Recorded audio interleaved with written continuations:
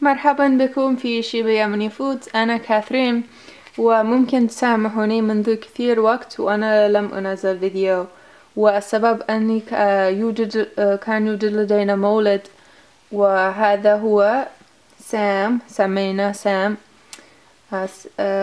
say hi سام، say hi، say hi. وفلذلك كان لم يوجد وقت لكي أعمل الطبخ أو أنزل فيديو، ولكن في المستقبل إن شاء الله سأستمر في ذلك. وأريد أن أشكر كل المشاركين الجديد في القناة وكل المشاركين الأول في القناة، وأريد أن أسلم عليكم